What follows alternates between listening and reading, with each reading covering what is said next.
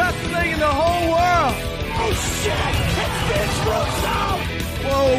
Whoa, hold your horses there, Mr. Nerd, is it? That's it. You want Lucha Libre, whatever you call them, go to Japan.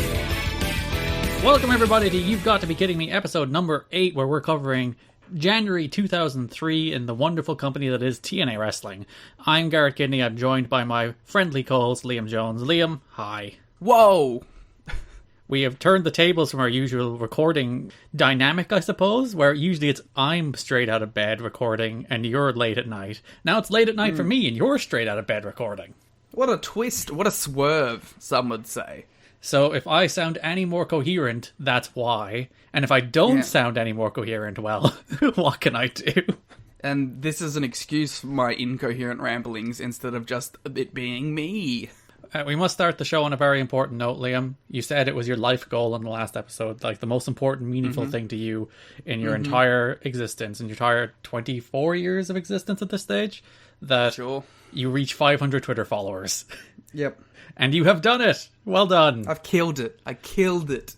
I'm sure it was thanks to all of our listeners and not your viral tweets that you got you got to 500. So thank you to the wonderful listeners of You've Got to Be Kidding Me for helping Liam over the line to 500 followers. I'm very curious how many people follow the podcast account but not me, and then vice versa, how many people follow the podcast account but not you. Well, at the moment you have 525 followers versus the podcast's 560. I'm catching up. Yeah, there was a period where the podcast stormed past you, but then you're like, oh no, podcast, you're not storming past me. I'm catching up with you. Yeah, I decided, I gotta start tweeting bangers again, you know? I gotta start doing it. You see my, that dude from NXT tweet? Whoa, that went crazy. Yeah, you're not the TNA guy anymore, based off this podcast. You're now the dude from NXT tweet guy. No, I'm a meme guy. I don't know what I am. Shout out Tony D'Angelo, because he got me over the bump. Honestly, I think you should be shouting out Gordon Ramsay. Well, fair. You know what? The important thing about this tweet, right? Let's break down the psychology of a tweet. You should explain the tweet first for people that may not have seen it. Well, I assume everyone knows Tony D'Angelo. The new NXT Italian character. Yes, the mixture of Rich and Joe just morphed into one person. Yes, he is an Italian man from Chicago. Yes, who does, a Sopranos thing. But he's also, an amateur wrestler guy. Mm-hmm. And I hit a banger of a tweet that was this. This is the owner of a local seafood restaurant that just won't listen to Gordon Ramsay's advice to save his struggling business. Gordon Ramsay would look at his seafood and shout, "It's rotten!" Yeah. He'd be like one of those guys where Gordon would come in and he'd change the entire decor of the restaurant, and then he'd come in and he'd just be like, I'm not going to do the accent. This is one accent I will refuse to be a part of. But he'll just go in there and he'll start sulking and no, you have to commit to the accent. You have to be like, "Yo, Gordon, what'd you do to my seafood place?" Yo, Gordon. If you made me do an Australian accent for an entire match on the watch-along, I'm going to make you do an Italian-American accent. I don't think that counts, considering you do the Australian accent nearly every time we talk at some point. How dare you? I would not appropriate your culture that way. Anyway, back to the psychology of a tweet, right? But yeah, you were mentioning that he would be the person when we designed the restaurant that all of the staff were like, "Oh, it's beautiful, I've never seen anything like it." He'd just be sulking and keeping his opinions to himself. Yeah. No, I don't think he's keeping his opinions to himself. No, he's the one that would slowly bottle. He'd be like, "Oh, he's upset," and then he'd explode at the end of the episode, and it would be great fun. He'd storm out, and then, there was this one Hotel Hell episode where Gordon, it was in, Texas, and Gordon, completely rechanged the hotel, and then this one lady went out to the bins where they put everything and started grabbing her stuff back. I've never watched Hotel Hell. I've only watched Kitchen Nightmares. I really should watch Hotel Hell. I love Hotel Hell is my favorite Gordon Ramsay show because it's stupid as hell. And then Gordon was like, "Listen here, you fucking donkey. We spent $100,000 on this." And fair enough, that wasn't the show's production money. It was sponsors' money, but still. Yeah. And then she's like, "I don't care. You should have told me first." All the accents coming out today. But anyway, to break down the psychology of a tweet, it's one thing for like, oh, you know, you tweet a video or a GIF and it goes viral, right? And you get all your things. It's another thing when it's a well-constructed joke that you thought of. That's a rush that you can't bottle there. There is validation to that going viral. It's like, look at me, I'm smart and funny. Yes, it's my Richie repartee has made it through. Yeah, big moment, you know. Anyone can tweet a GIF of Joshi's doing some crazy shit and people will be like, wow, this is tremendous, 10,000 likes. But a well-constructed joke from the heart, it's like a home-cooked meal. See, I brought it back around, full Gordon Ramsay. It's no longer rotten. Yeah. So yes, you're on 500 Twitter followers, which is the moral of this deep Kitchen Nightmares tangent. Me and my brother Ken watched a ton of Kitchen Nightmares during the start of lockdown. Like every night we just sit down and watch Kitchen Nightmares. It's the best show. Yeah, he's a tremendous fellow. I've actually just been getting on chef-based media. I've been really getting into Anthony Bourdain's Parts Unknown. That's a tremendous show. I was a big fan of MasterChef Australia. As I know. Until they changed the cast, and then I think half the cast got cancelled anyway. What do you mean? Bald guy got cancelled, didn't he? Yeah, because he wasn't paying his employees. Which is a pretty reasonable reason to cancel somebody. The other two were fine, I think. But yeah, old mate George just didn't pay anyone for a while there, allegedly. But then I sat and watched a new episode, and I'm like, nah, it's not the same. I can never watch it again. I need Matt Preston. I just need Matt Preston in my life. Oh, did they get rid of Preston? They got rid of all of them. They completely recast it. Wow. You know, full circle. Isn't Gordon like a MasterChef judge on one of the MasterChefs now? He's usually a regular guest. He has been on Australia a couple times. I'm not sure, is he a full-time one? Maybe he is in the UK. I don't watch the UK one. The UK one is always too dry for me. I actually think he was on the US one. I think he's like a permanent host on the US one. You might be right, because I know he definitely does MasterChef Junior in the US, where he shows his soft side and everyone's like, oh, what a nice guy he is. Why is he such a cunt to actual people? And they're like, wait, perhaps it's a gimmick. And he's playing a television character? Huh? My favorite thing about like Gordon's gimmick is like if you break it down, it's really just him being his old boss. I forget his name. Do you remember Marco Pierre White? Yeah, like he's just doing a Marco Pierre White character.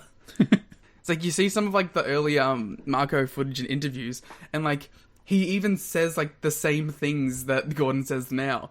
Like I remember I was watching one from when like Gordon was training under him, and he was like a little wee babby Gordon, and Marco goes to Gordon and calls him Big Boy, and I was like, my God, that's where the lore comes from. He's built this entire character around the abuses he's had while he was a trainee chef. Yeah. Do you know what? Fair play to him. To be fair, like I still think like Marco was a way scarier dude than Gordon. It's funny that like the entire reality TV genre of the early 2000s was built around middle-aged white men being like complete assholes to people for no reason whatsoever. Well, to be fair, it's like that's the main demo in it. Yeah, it's just Gordon Ramsay and Simon Cowell shouting at people. British middle-aged white men, really. You can even narrow it down to a even smaller subset. It's probably like some weird subconscious thing about the British taking over the world. It's inbuilt in every Commonwealth state at this point to respect a loud booming British voice yelling at them. This is why we have never joined the Commonwealth, Liam. We are rebellious over here. We never had a choice. Every so often it comes up here. It's like, should we join the Commonwealth? And we're all just like, no. Well, I'm a giant proprietor of I want to leave the Commonwealth. So. Because like when you're in the Commonwealth, like your ruler is the Queen. That's the way it works. Garrett, did you know that the Queen at any point can like cancel any laws that we put into place? Feels like a thing that shouldn't be able to happen, doesn't it? Garrett, did you know at like any point the Queen can pick the Prime Minister? That seems like something that should happen. I don't trust your democratically elected representatives. Well, to be fair, neither do we, apparently, considering, what is it, like 6 in the last 12 years? It's madness. Yeah. Well, it's because we don't vote for people, we vote for parties. So then, like, when the party's like, alright, you thought you were voting for this person, but actually we think they kind of suck. We're going to put this other person in charge. And everyone's like, wait a minute. They suck too. In fact, most of the time, they suck worse. One time they sucked so bad that when they swapped them over, they swapped them back to the original person. Democracy! I don't think we've had a Prime Minister that's completed their full term in, like, maybe the last 6 of them. You know what's a pro wrestling idea I had once that I think would be interesting to do, even if it was chaotic? The booker of a wrestling show is democratically elected by the fans. They should be democratically elected by the workers. It's a socialist wrestling company. But like some kind of component where like if you are dissatisfied with the booking, you can just vote out the booker. Get something new. What's it called? Democratic marketing? Yeah, they should do that. Let's go. Just every 2 years, if you get bored of the booking, if it sucks, well, you can oust the booker. I like the idea that like anyone in the company can run to be the booker. Yeah. and yeah, I like this. If you're in 2003 NWA TNA and, you know, Shark Boy wants to throw his hat in the ring, he wants a chance at booking, he can run for booker. That actually might be a problem considering the most charismatic people in wrestling are normally the biggest dicks. So it's like, Russo could just be forever booker. Just because he can talk his way into getting people to vote for him. Although, what a like clash of titans in a Russo versus Jarrett booking a democratic election. Well, not to get too deep into TNA history, there will be a Russo versus somebody kind of booking election coming up at the end of 2004, which is where this idea popped into my head. But we won't talk about that for another year and a half. What an interesting dynamic, huh? So that does bring us, we'll pivot over to January 2003 at NWA TNA, a wild and strange and kind of terrible month. There's one good show in the month. It's a watchable month, but it is far, far, far and away the worst month for wrestling in the history of this company. The wrestling on these shows is just absolutely abysmal. Which is, like, a shocking development, I know, with what's happening. And it's not even like, oh, you know, the wrestling on TNA used to be great and now it's bad. It's like, the wrestling on TNA used to be okay, occasionally good. Now, oh god. Yeah. Because let me see, what's the average star rating of every match on all of these shows? 2.3 is my average star rating for every match on all of these shows across the entire 4 shows. It was real, like that last show, I was looking at the ratings and I was like, that might be the roughest thing I've seen so far. Your average star rating is even lower than that, 2.21. Yeah. 2.25 star is the average rating you have given all, like, I don't know, probably 20 to 25 matches across these shows. And you know what? Deservedly so. Just dire stuff. Just absolutely terrible, abysmal, awful stuff up and down these shows. And it does show, like, the Vince Russo philosophy showing through, where it's just like, it's not even like that he doesn't put matches on these shows, because there's matches on these shows that you think would be alright. Like, there's Ron Killings and AJ, there's Jarrett and Daniels, there's some stuff that you think, alright, there's potential there. Jerry Lynn, Mike Sanders. There is so many Mike Sanders and David Flair matches on these shows that you're just like, why would you book all these matches? Well, in the watch-along, you described to me how their shtick was like, that they are bad wrestlers who talk or whatever. Mm-hmm. But they're still wrestling. Yeah. They're still putting Mike Sanders in 3 matches on these shows, I believe. Doesn't that... It's kind of counterintuitive to the gimmick of being bad wrestlers who talk if you still make them wrestle. Every single week you're getting either 1 or sometimes 2. In fact, 3 out of the 4 weeks have 2 matches that feature David Flair and Mike Sanders. If you're lucky, you'll get a week where they're in a tag match. Where you're only exposed to them once. That is quite nice. Just desperate, dire, horrible wrestling on these shows. Like, there's, I would say, 2 good matches, both of which involve AMW. Yeah. And if you were ever saying to yourself, it's like, you know what I'd really like in this world? You know what I've really wanted? Not 1, but 2 AJ Styles against Larry Zbyszko matches. And then also to think, those are 2 of the more interesting matches of the month. I was going to say, and then to have them be 2 of the best matches in the month. Not great. When Larry Zbyszko, at the age of either 50 or 51 at this stage, is outperforming the majority of your roster and having some of the better matches on the show, you're kind of in a bit of trouble. Cutting, like, some of the more interesting promos. Promos that go on way too long, I might say. But, as far as, like, actual, like, structure and delivery, like, good, interesting promos. Yeah, because, like, AJ is moving up to heavyweight, and he's not feuding with Jarrett yet, so they want something for him to do. So that thing for him to do, while he's still flirting with sex, is to feud with Larry Zbyszko over who should be his manager. It's still foreplay. Yeah, this is still foreplay before sex. They haven't fully committed to this relationship. Like, AJ understands that this is some toxic sex happening on the show, so he wants to see how it plays out first. And he's so adamant, you know, he's not sex. But everyone thinks AJ Styles is with sex. I like that he's taking offense throughout the entire month when people go, and you're joining Vince Russo. And he's like, I'm not joining Vince Russo. Can you stop saying that? I just want to beat up Jeff. Yeah, and that just happens to align with when they do it. AJ's just an opportunist, which I can respect. He just sees that Jarrett is vulnerable while he's being beaten down by 4 other people, and then attacks them. Yeah. Terrible wrestling up and down these shows. It's a really bad month. But we'll get into that more after we cover the notes from the month. So bidding closed on TNA's charity auction on December 15th. I'm looking forward to this. Some of the stuff included, the highest bid was $2,800 for a chance to sit in on commentary with Mike Tenay and Don West, so we can look forward to that in the future. The second highest bid was $2,500 for a dinner date with Scott Hall, even though he doesn't work for the company anymore, but he did say he would honor I wonder the if dinner that date. still happened. Oh, that's nice of Scott. Well, there was a story in, I think it was The Torch at one stage, that Hall, even though he wasn't working for the company, would honor this. I'm not sure, was it honored? But that's what the story was beforehand. Sean Waltman sold his WF Light Heavyweight title for $2,400. Disco Inferno's Jive Talking set was sold for $75. That seems like... What do you even do with that? Somebody out there has the Disco Inferno Jive Talking set, having bought it from TNA. There's one thing on this list that I hope we can track down for the podcast. The Dup Cup sold for $100. Yeah. I'm glad that you knew exactly the thing I was referring to. If you are the person who bought the Dup Cup, please, I will pay good money for the Dup Cup. So if you're that person, I will buy it from you. It's hilarious that, like, how much money is going to go into stupid bits on this show. Yeah, we were mentioning on the watch-along that the NWATNA.com, the web domain, costs $800, and I was like, I was willing to pay like $600 for it, but $800 is just too steep.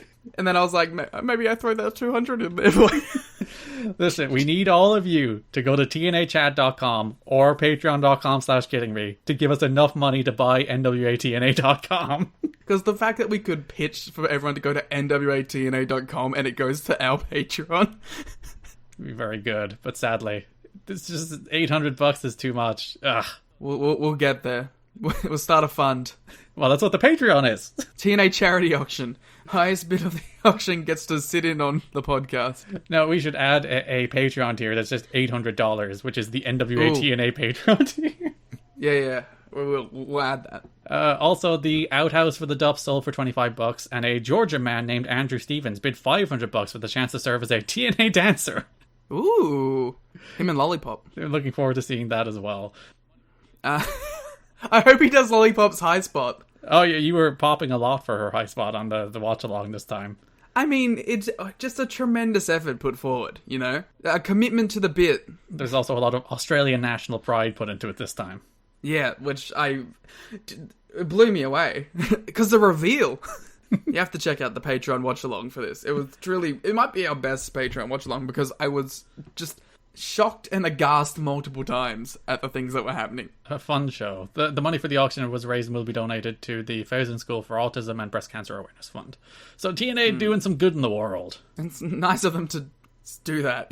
TNA officials have reached out to Sting recently, but Vince Russo's involvement in the company may have hurt the company's chances of lowering him for an appearance. When asked by the UK's Sun newspaper whether he preferred the ideas of Russo or Eric Bischoff, Sting said, "I can say I never preferred Vince Russo's style, ever." Well, that makes sense, because, like, Sting's, like, a big religious guy, right? And old Russo's very salacious. There was actually another good point. Hawk, I didn't include it in the notes, but Hawk was interviewed during this period where he was asked, because a lot of the 80s wrestlers became born-again Christians, like Sting. Hawk was one of them. And he was asked, like, how do you reconcile this kind of raunchy sexual product with your religious beliefs? To which Hawk responded, "It's a good question." And the answer is, don't worry about it. Maybe that's why we didn't see Hawk ever again after the January 15th show, was the Hawk's final TNA appearance. I like the idea that he never considered it, and then once he did, he's like, I can't do this. Yeah. Listen, Lollipop was the final straw. He saw the Lollipop high spot. It's like, I'm a religious man! It's, that Simpsons episode where Smithers is hiding his eyes, averting his eyes from the dancers.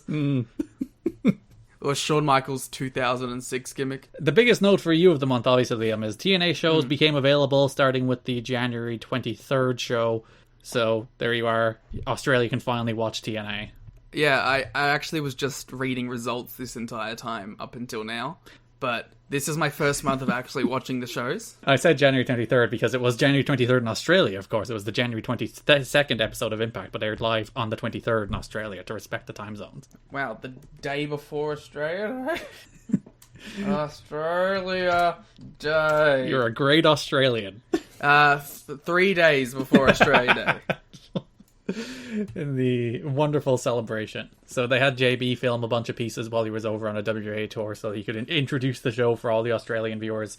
There is a note in the Wrestling Observer that I'd like to keep track of. But according to Dave in the Observer, as it turns out, according to TV listings in Australia and the press release that Main Event Pay-Per-View from Australia sent out, Main Event Pay-Per-View being the pay-per-view provider who was showing the shows, I know them well. the show will not be airing weekly, as those in TNA had presumed, but will air once a month, which will make it more difficult for Australian viewers to follow the storylines. Do you frequently buy things on Main Event Pay-Per-View? Back in the day, yeah. I bought WrestleManias on Main Event Pay-Per-View. Interesting. I bought one show that had a 3-way ladder match with Dolph Ziggler, Kofi Kingston, and Jack Swagger. Was that a good match? No. Well, there you go. And I bought a couple Manias. That's all I really remember. It was really hard to buy pay-per-view in Australia. It was like a whole complicated process. We had to ring up and talk to someone and say, hey, I would like to buy this pay-per-view. And they were like, okay, give us your money and your details now. And you had to read it all out and give them a pass. It was a whole thing. Yeah, that's how it used to be here too, before it was incorporated into the actual television systems where you could just press some buttons and they added it to your bill. The idea that you have to talk to someone about the pay-per-view that you're buying. What if you wanted to buy pornography? Well, that was the very awkward thing, wasn't it? Ah. I'm sure the pay-per-view providers were very discreet. And then laughing behind your back when you buy Big Butts Volume 85. And they were like, oh no, 84 is where you want to go here, pal. Yeah, I wish they gave out recommendations. Yeah. Like, 85's a little overplayed. You want to go for like the 60 realm? It's like they really ran out of ideas there in the 70s. Yeah, like the storylines fall off. Vince Russo starts booking them. So yeah, the January 22 pay-per-view was very Australian. They tried to make it as Australian as they could. Some would say too Australian. They brought back Ashley Hudson for the show. They had JP do those introductions. They had a ton of fans in the crowd with signs saying "Welcome Australia," stuff like that. We had Booty that was directed at the Australian audience. We did have Australian Booty. We had a little koala bear hanging out. So they tried to pander to your people as much as they could. As an Australian, sitting here watching the show, trying to appeal to Australians, do you think it succeeded? I don't think other countries care that much. No. Like if you're debuting something in a new demo, I don't think that demo cares if it's directed at them more than if the show is just a good show. Yeah, they're like, you know what? The show was awful, but they had some Australian flags there, so I'm on board. But to be fair, you may have gotten some people to tune in when Lollipop hit the high spot with the Australian flags on it. That may have kept some people, but other than that, I can't say that having Ashley Hudson on the show made people want to stick around. The Sex Australian Champion, though. Well, former Sex Australian Champion. I'm the current Sex Australian Champion. Oh, when did you beat Ashley Hudson for that belt? It was a endurance test. I don't need to expand. Nope. On that thought. Jeff Jarrett and Border Plumtree held a meeting backstage where they talked about how there's too many people backstage and a script leaked apparently, so they were cutting down on the number of guests you could have backstage. I imagine if you have a weekly show that is in the same building every time and people are bringing the same people around every time, it has to be such a party atmosphere back there. Yeah, I think that's what they wanted to cut out. So basically, following that week, everyone had to have backstage passes and be approved to go backstage, as opposed to just hey, this is my pal Jimmy, he's going backstage. It's okay. Well, Conan managed to get past all that. That's true, multiple times, but then he was arrested, so that's where the security came from. No, he wasn't. He was just politely asked to leave. But multiple times. Yes. There was no escalation in punishment. You were saying there was too much swearing and they were starting to lose its impact, so Jarrett pointed out that Vince Russo has permission to swear, but everyone else also has to get permission for swearing. Jarrett also scolded Elix Skipper for striking a fan the week before. Skipper defended himself by saying the fan swung first, because if you notice that they walk out through the crowd from the dressing room in the back of the building. So that is rife for getting in fights with fans. Apparently Scott Armstrong stood up for Skipper, being like, hey, when they come from that side of the building, there should be more security there for him. It's good point, Scott Armstrong. It was good heat. And I think my favorite little note, because you see it come through on the show, Dixie Carter does a little speech saying she appreciates the wrestlers, and then she's happy to report that pay-per-view sales had risen 22% recently, which is a stat that then Russo says on the freaking pay-per-view. And I was absolutely demoralized that Mike Tenay didn't call him out on his numbers in a similar fashion. Yeah, it's like, show me your numbers. I really wish Tenay had the numbers on him. Oh, he did. He said the numbers, but then Russo, well, he didn't have a sheet of paper, but then he still would have said, oh, that's from Dave Meltzer. Yeah. Because, like, well, we'll just briefly touch on the interview, I guess. Tenay, like, killed him. So yeah, the second pay-per-view of the month, let's go into it, why not? The NWA TNA pay-per-view number 8, January 15th, 2003. That show opened with a sit-down interview between Mike Tenay and Vince Russo. It was about 6 minutes, where they talked all about what the role of a wrestling writer is. Vince Russo talked about his philosophy toward pro wrestling. They talked about David Arquette winning the WCW World title. And like, as you mentioned, Tenay massacred him. Because by all accounts, this segment was set up as a shoot, where it's like Mike Tenay will actually interview Vince Russo. So Mike Tenay did all this research and preparation. They sat down. He did the interview where Russo was just not prepared for all the questions Mike Tenay had, and Russo fell flat in his face and looked like an idiot. And you can tell, like, it was going to be a shoot from the beginning because of the demeanor of both guys.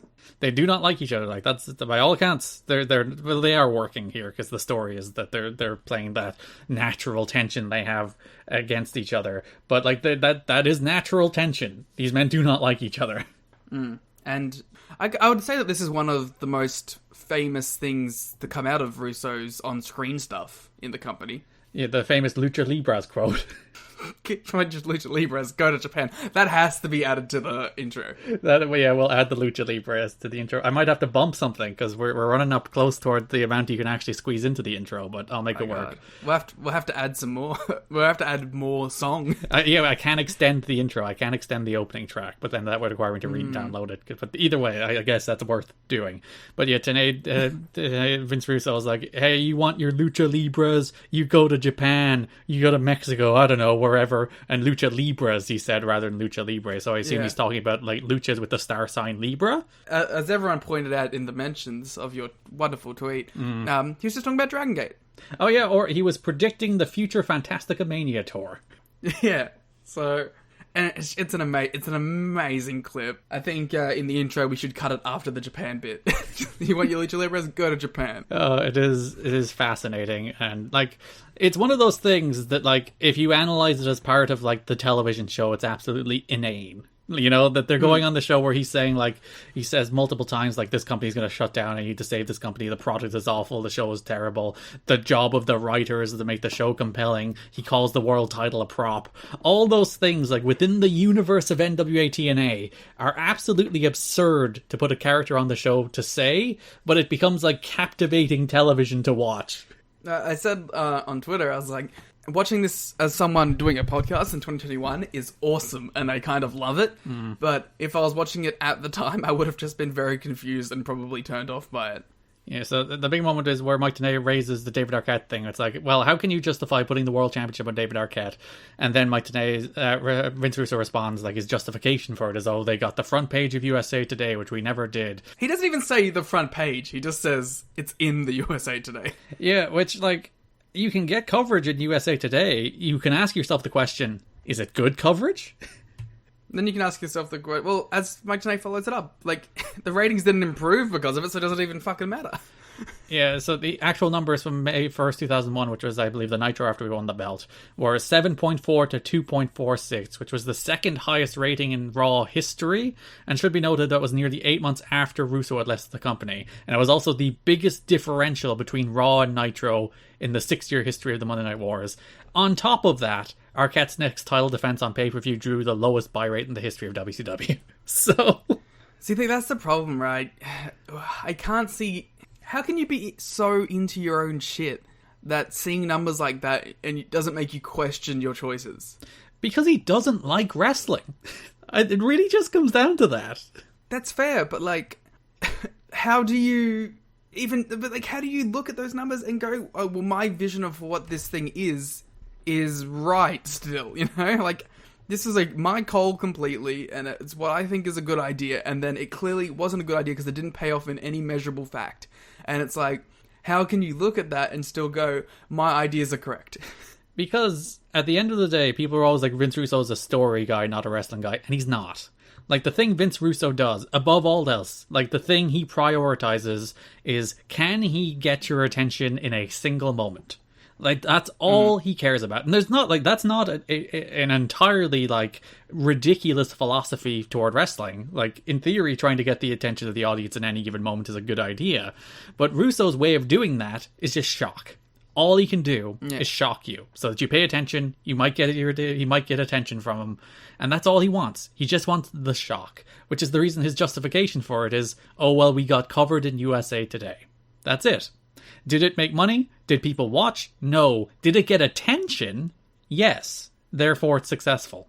You got attention for one day. And the wrong kind of attention. Most people laughing at it and burying it, and look how ridiculous that this B-tier actor has become world heavyweight champion in wrestling. Because that's the thing as well, like, it's David Arquette, who is having, like, a small little moment for himself, coming off Ready to Rumble. Obviously, not that, really, but coming off Scream, mostly.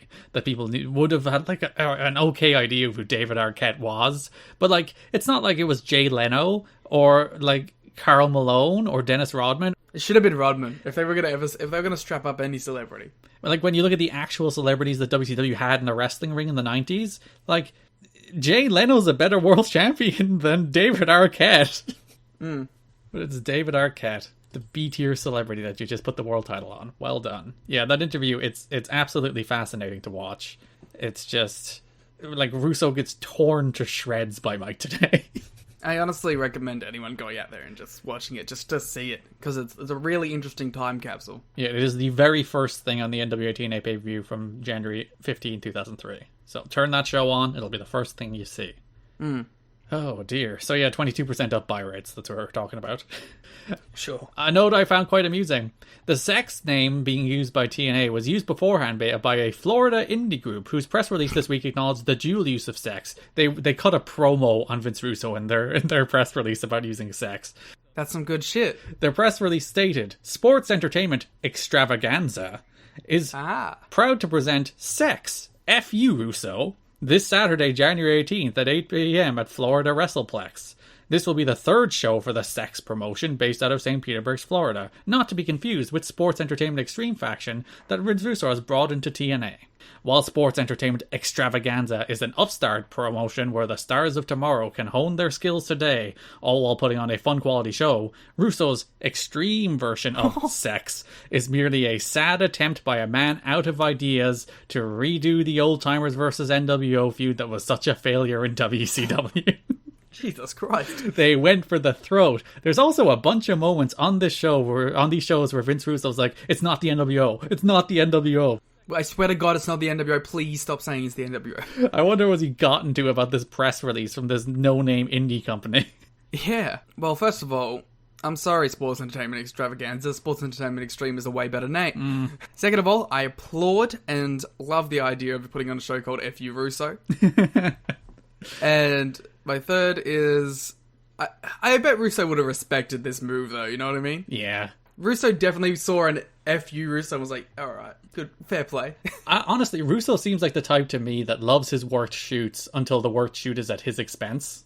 Ooh, you think he was pissed? I think he's the kind of guy that would be like, oh, I love realism, until the realism comes back to bite him in the ass where he becomes gotten to.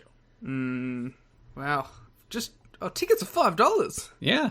If you want to go travel back to January 18, 2003, you can head to the Florida WrestlePlex where you can get $5 tickets. Check out ipw-hardcore.com for details and directions. Don't make me buy ipw-hardcore.com.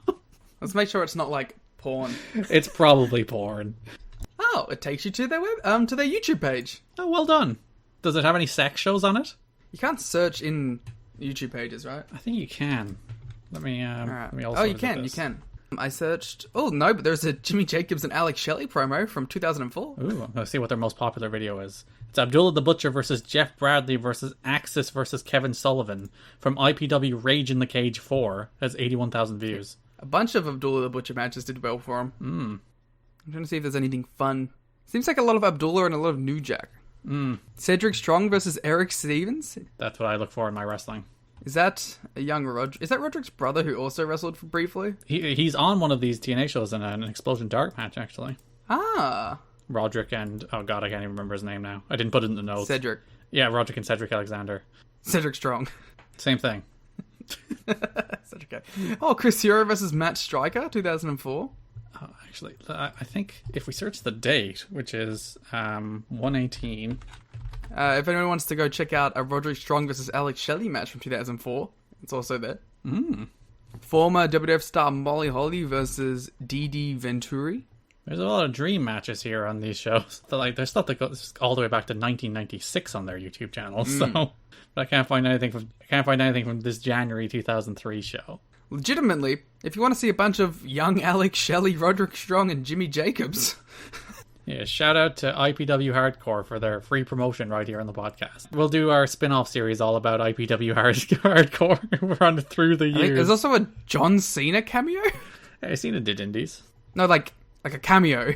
Like Hair 2021 John Cena. They just bought a cameo and put it on their YouTube. I don't think it's an actual cameo, but it's definitely filmed like one. I admire the hustle. So, an official NWA TNA CD is apparently in the works, which would become NWA TNA The Music Volume 1. I'm going to buy it. Well done. Raven! That's the big thing for this month, really. I'm not that into Raven. Raven's WWE contract came up, and 2 days later he jumped to TNA. Fuck yeah! I'm so happy about this. Yeah, if you watch the watch-along, Liam's reaction to Raven is just pure ecstasy. I threw my hands up in the air and I didn't know what to do with them, so I just kept them up there.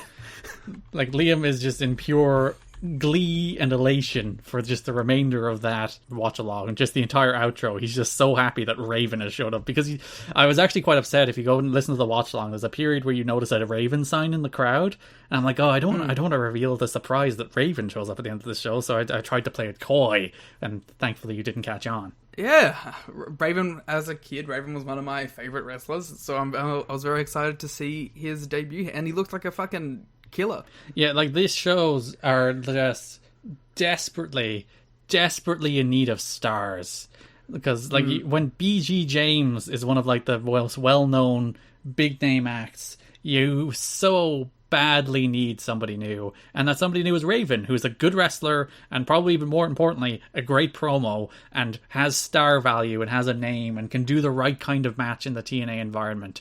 He's exactly the kind of wrestler TNA needed at that. Obviously, like, if they could get Kurt Angle here, it would be even better. But for realistically, who TNA could pull, who TNA could afford, and who would be willing to go to TNA, like, Raven is the perfect wrestler for them at this stage.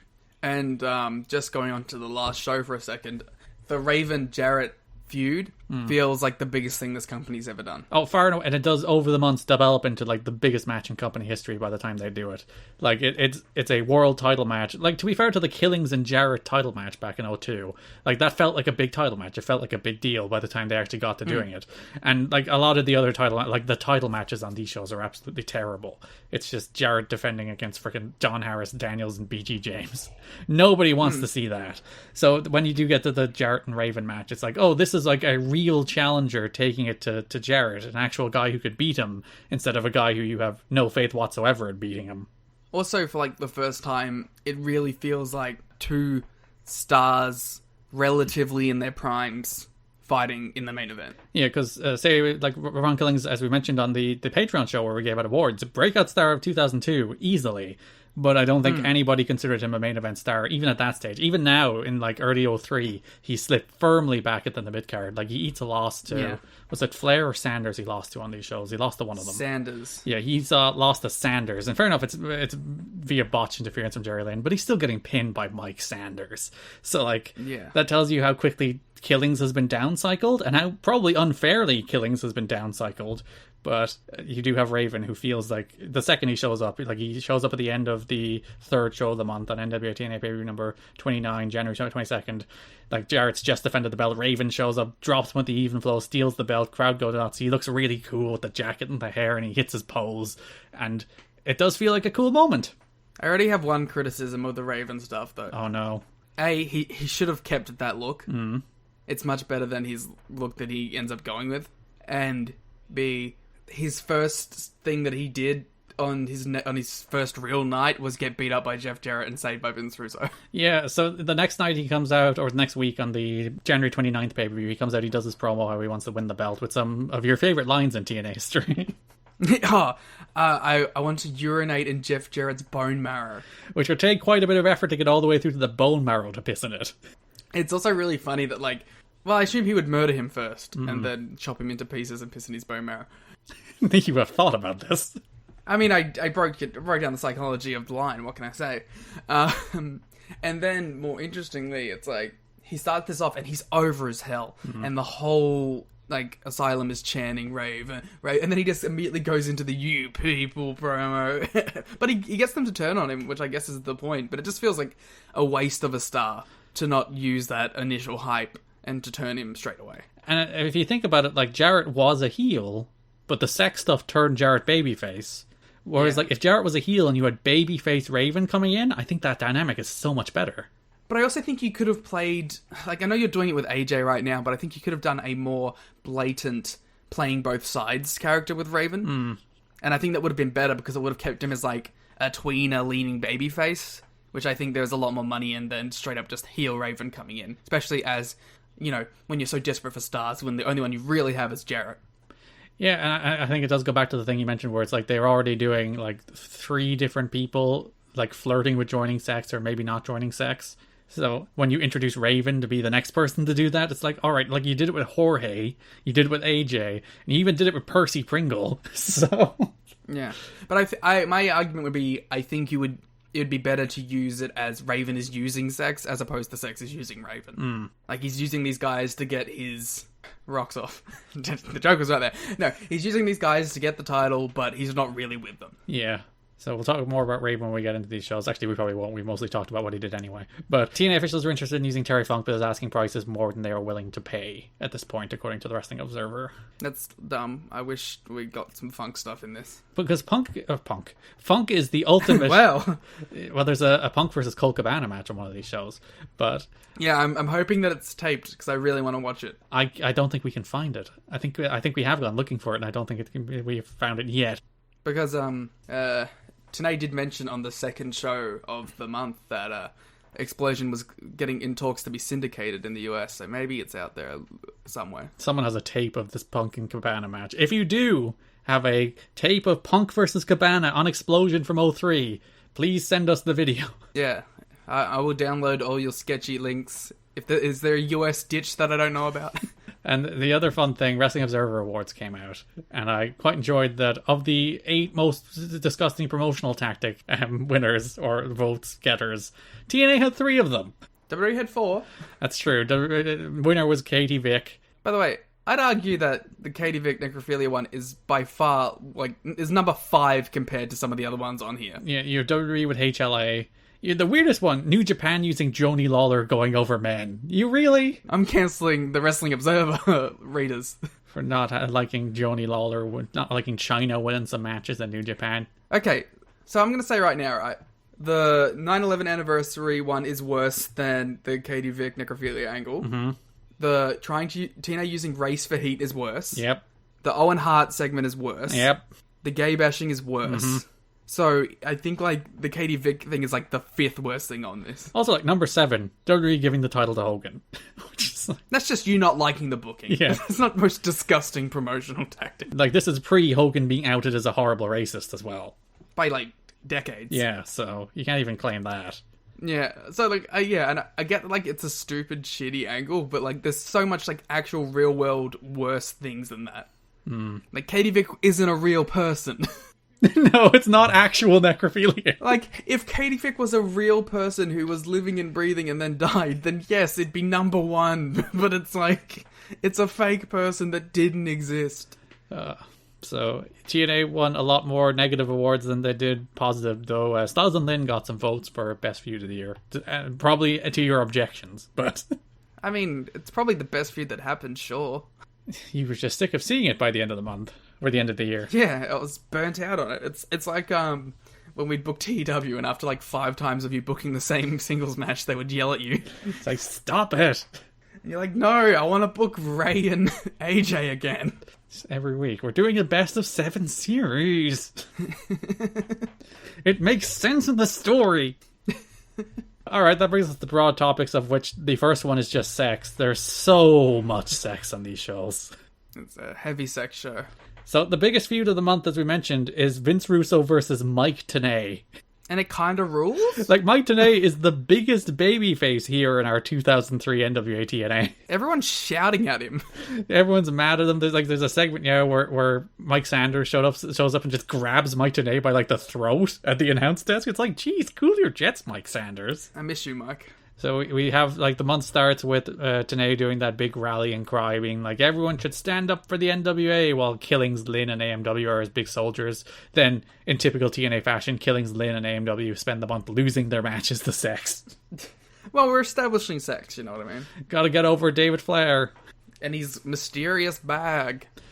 We talked in depth already about the Mike Tenay Vince Russo interview, which is probably the most notable thing, as you mentioned, coming out of this month, and it's the thing you should probably seek out.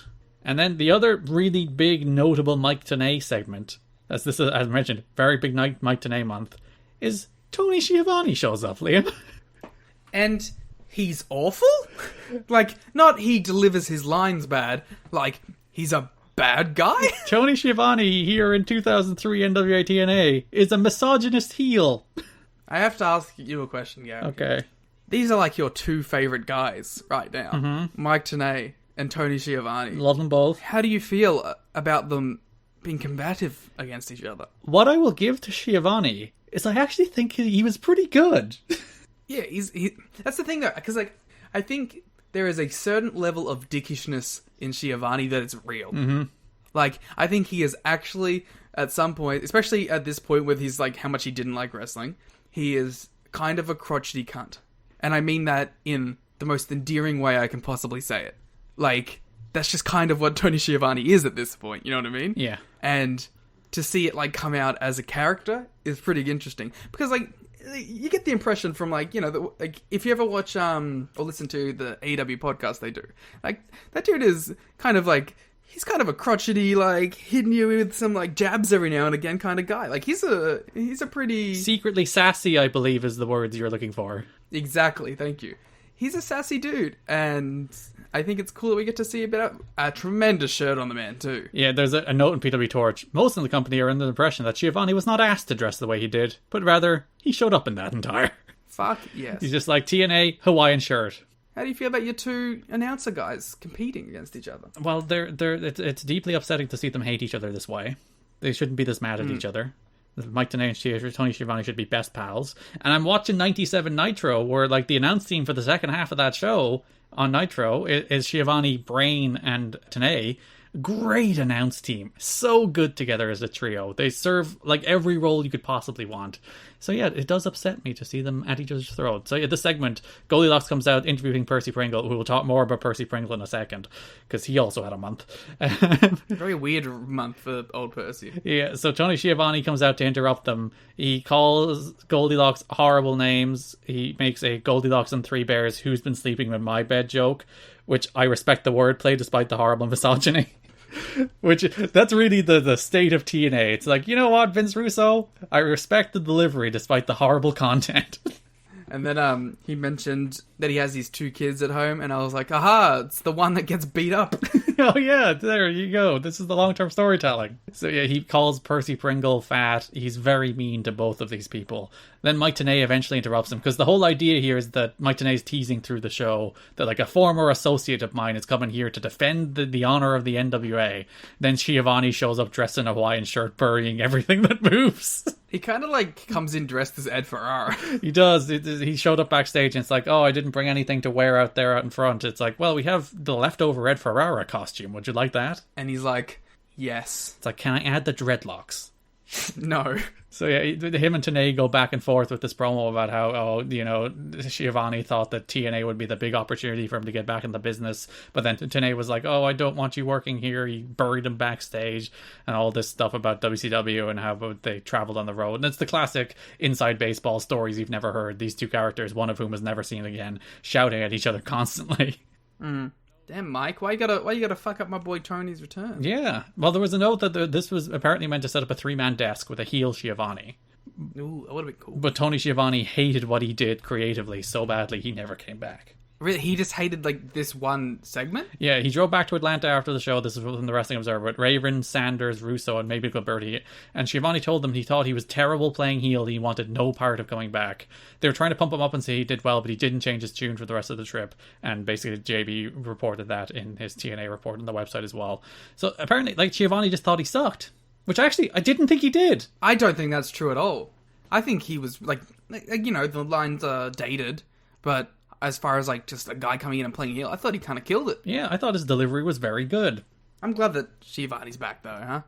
2021. Of course, very famously, if you remember, in the AEW ads on Impact, Schiavone's line that I did one night in TNA and quit the business for 18 years. Yeah. This was the one night in TNA.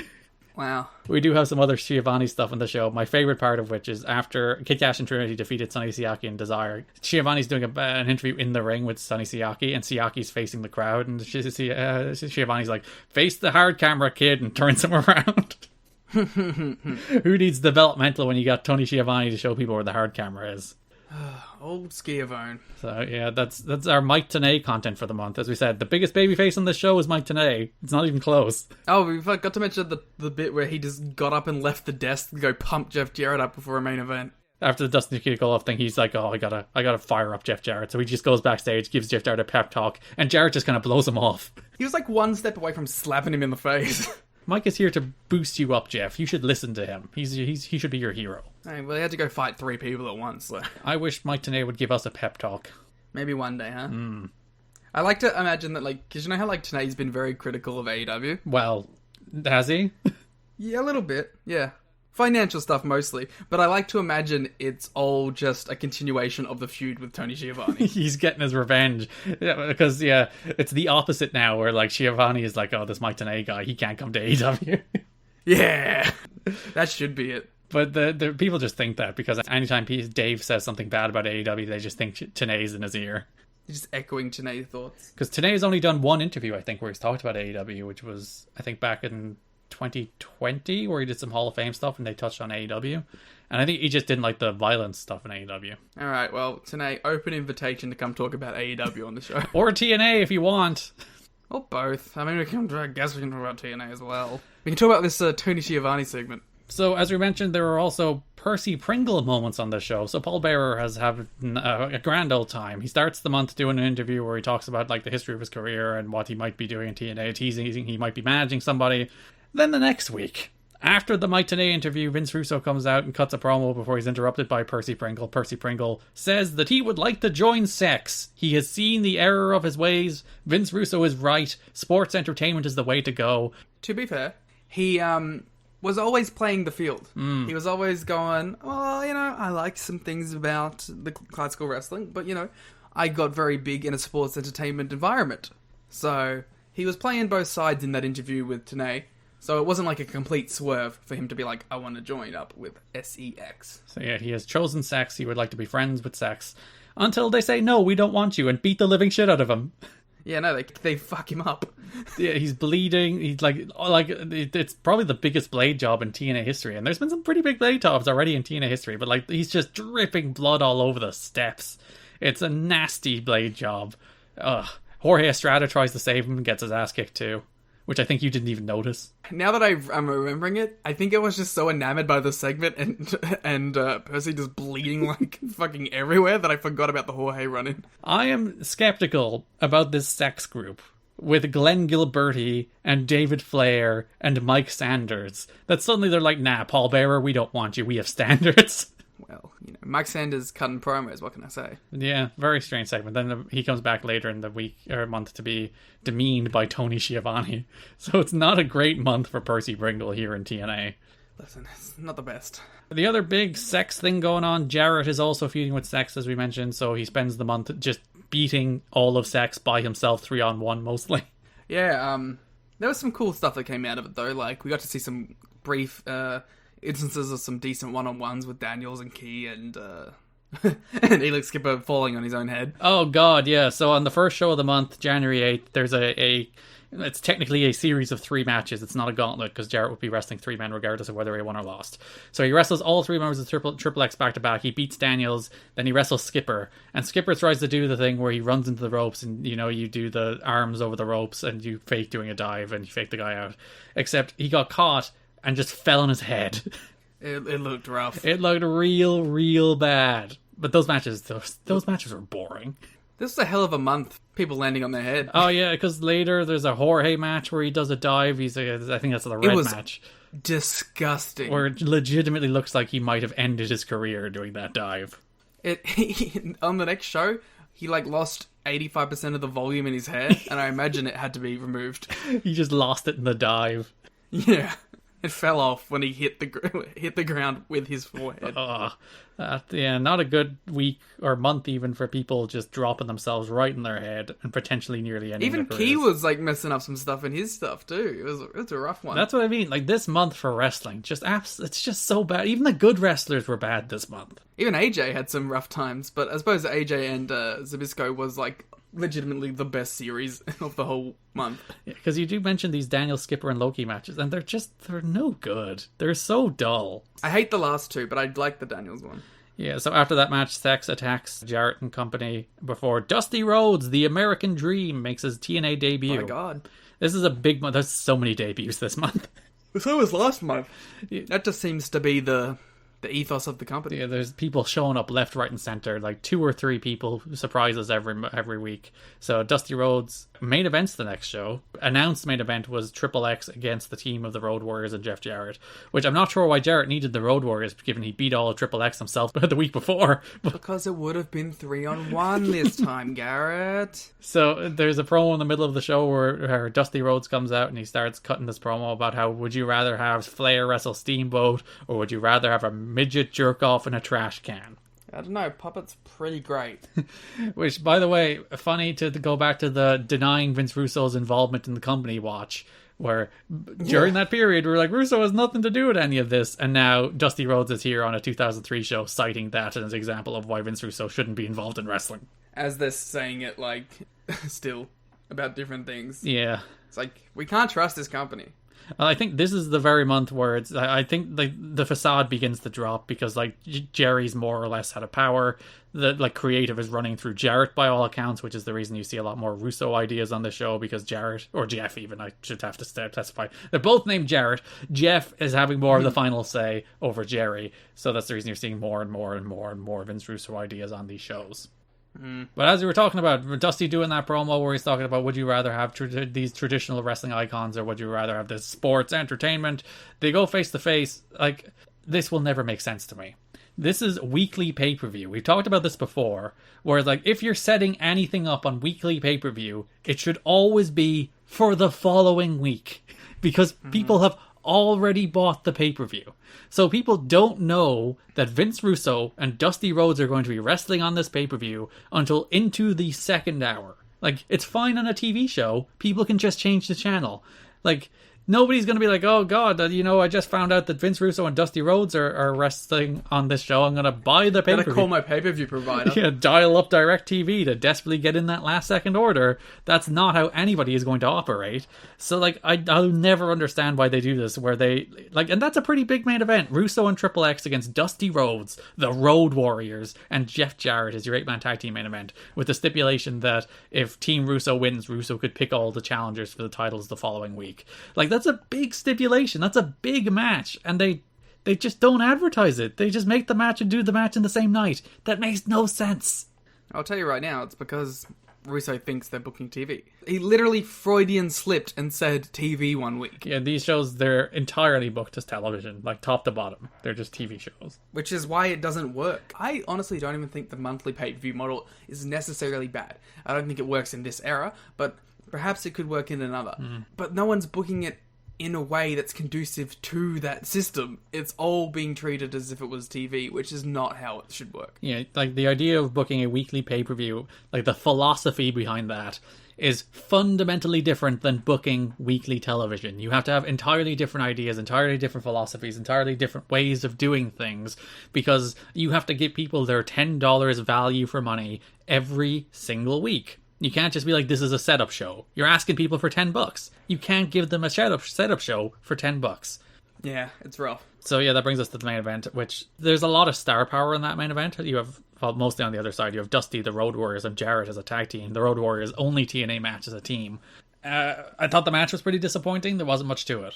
I liked it, but I think I just liked it because I like seeing these guys interact with each other. I like seeing Dusty and the Road Warriors doing stuff with Loki and Christopher Daniels, you know. My favorite, like, weird Road Warriors interaction was at the end of the January 8th show, where the Road Warriors do a run-in to try and save Jarrett, until Styles shows up and just lays out both of the Road Warriors by himself.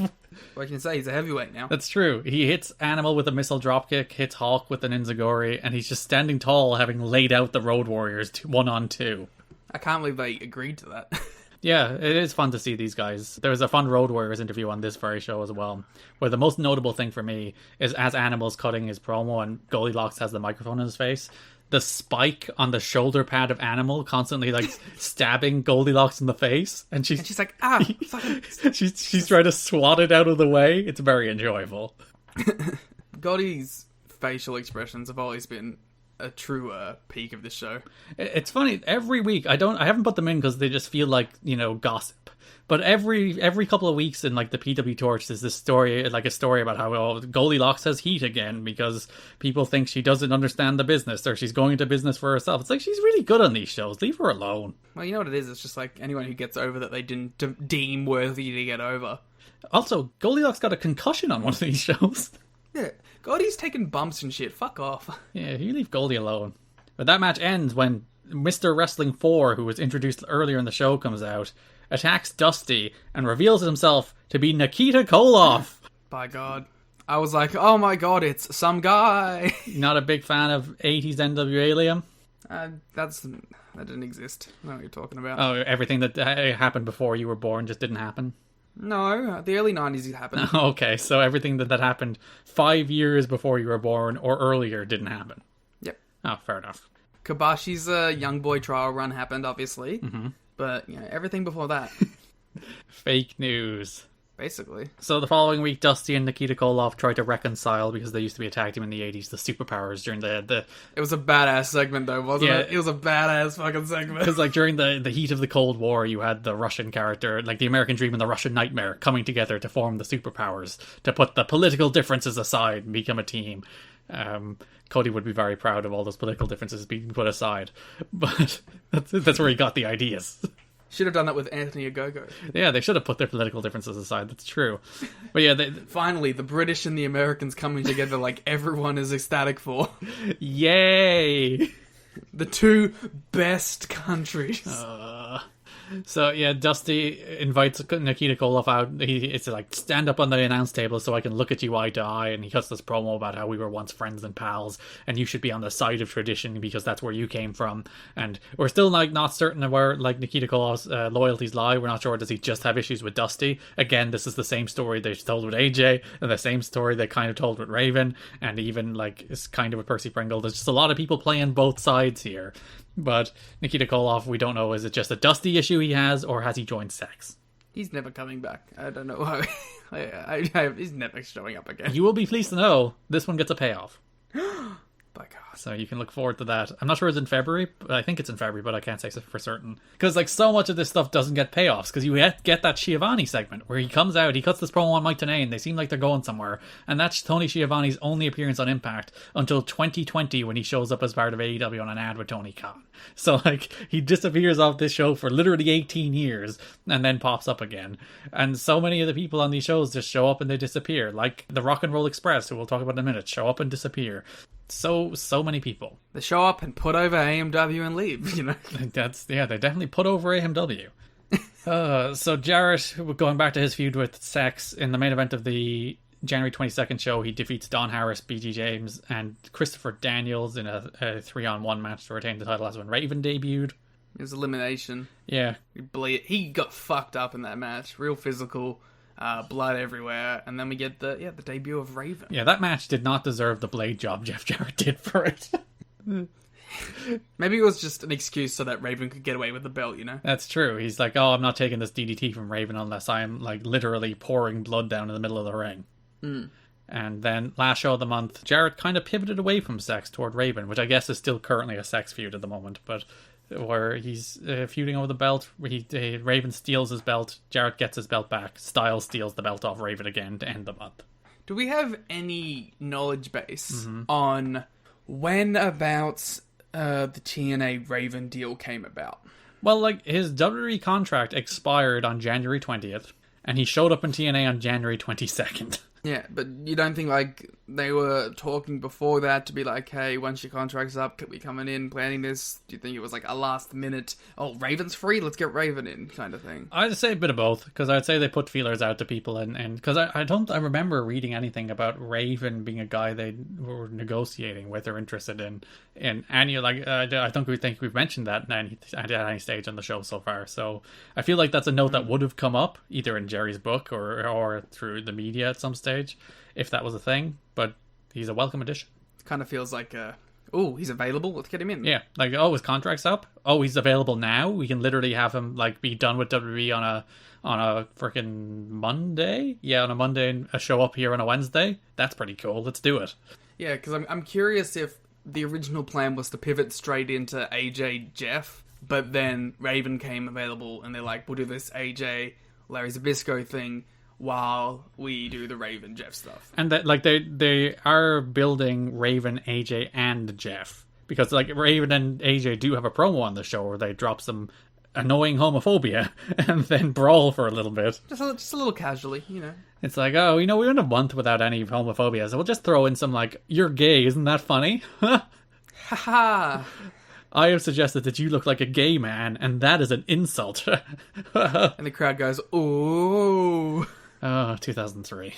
Right after they had, like, their, sixth ranked worst thing of the year was their gay bash. Yeah, so they're like, let's double down. I think the thing they're going for is, like, the three-way feud with Raven, AJ, and Jarrett. Like, that's the big, the world title picture at the moment.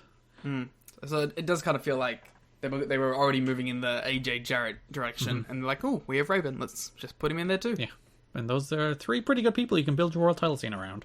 Well, they're the three only people, so... Alright, that's everything to do with Jarrett and sex for the month. Thank God. The other recurring sex feud through the month was Jerry Lynn and Ron Killings feuding with David Flair and Mike Sanders. Yeah, but, like, is there really much to say about this? It's mostly that it's really bad. They have a lot of really bad matches up and down these shows. And they're not even bad, It's not like it's like, oh, they're sloppy or they fall apart. It's just they're just dull. They're criminally boring.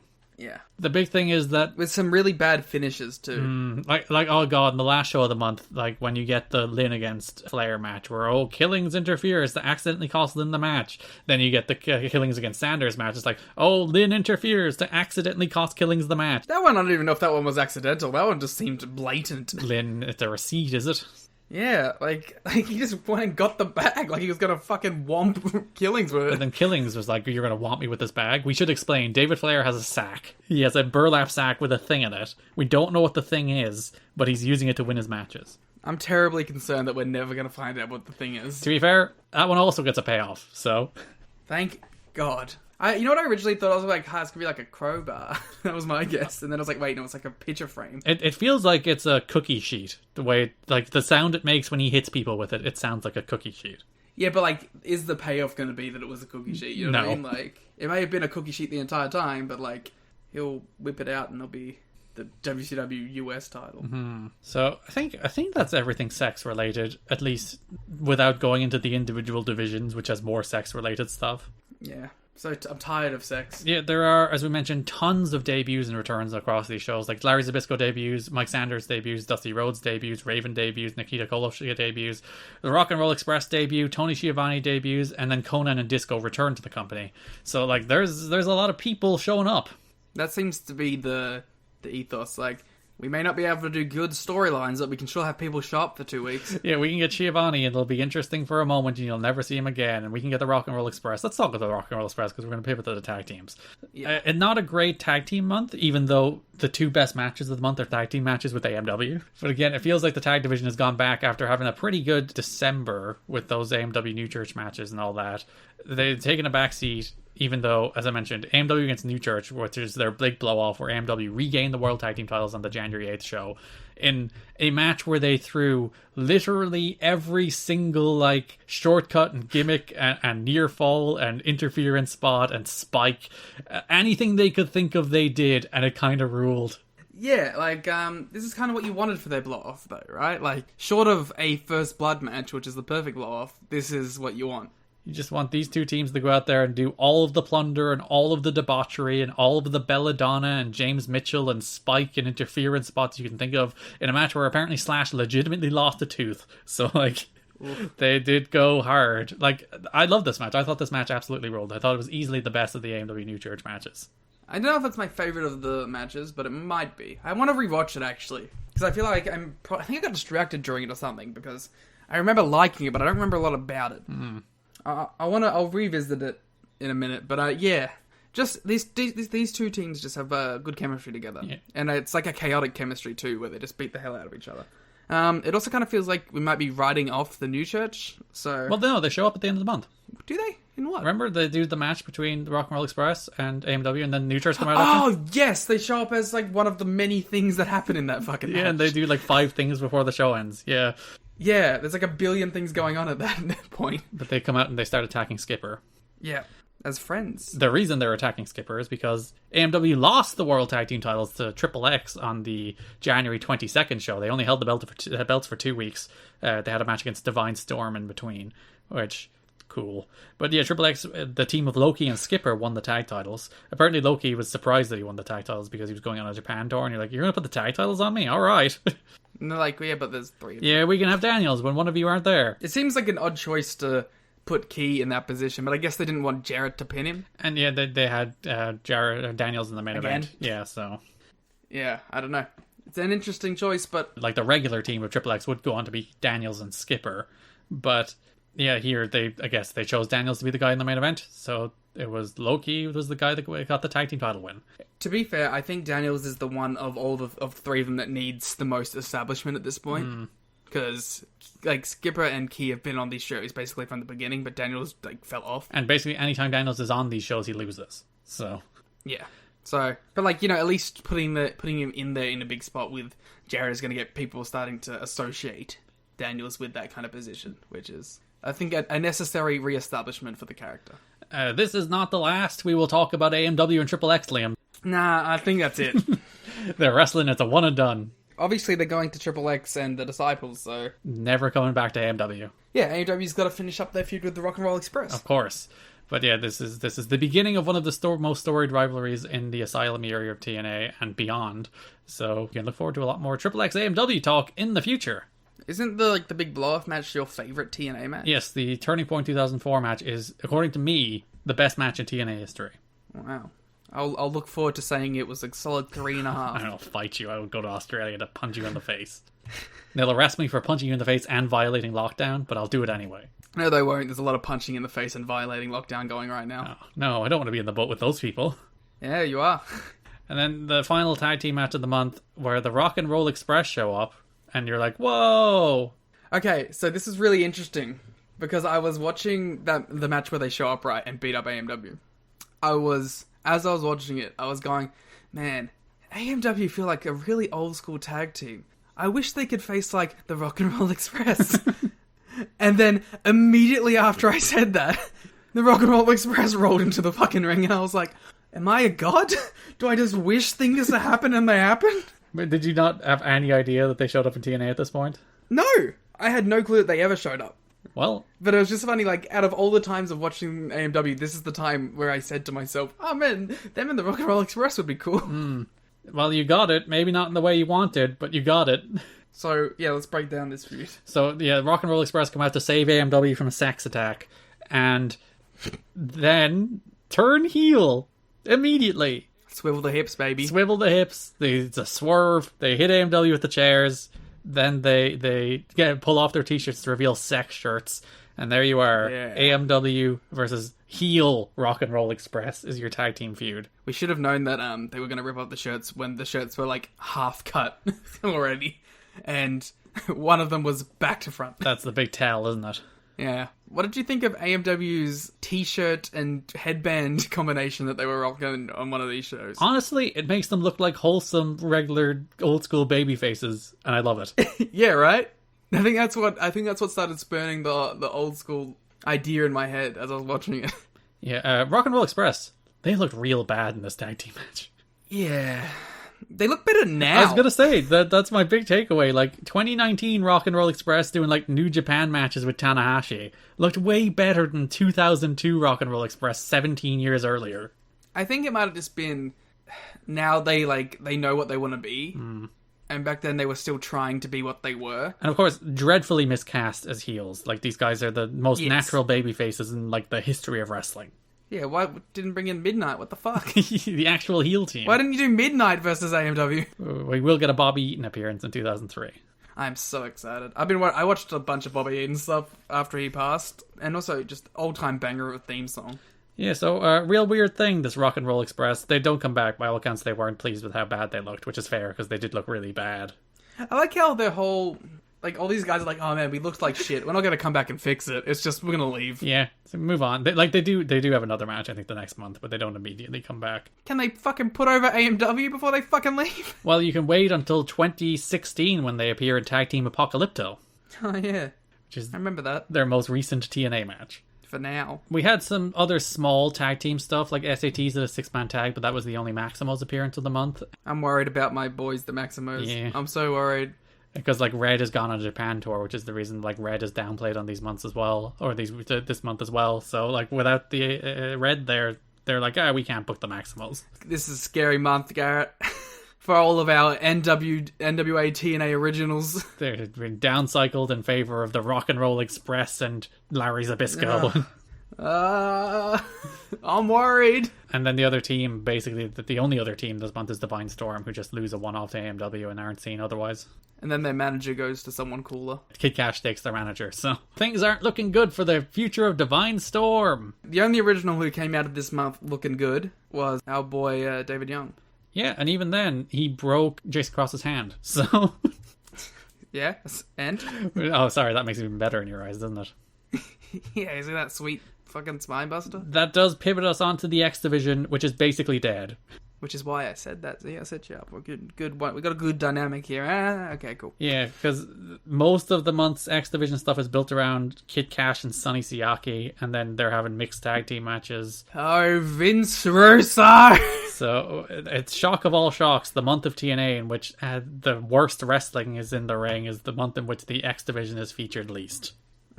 And like we have reached a stage where like Styles has moved heavyweight, Lynn is doing the thing with David Flair and frickin' Mike Sanders, Loki is doing tag team stuff. So like the three guys who are the pinnacles or the pillars of the X Division for the first 6 months of TNA have all moved on to things outside the X Division.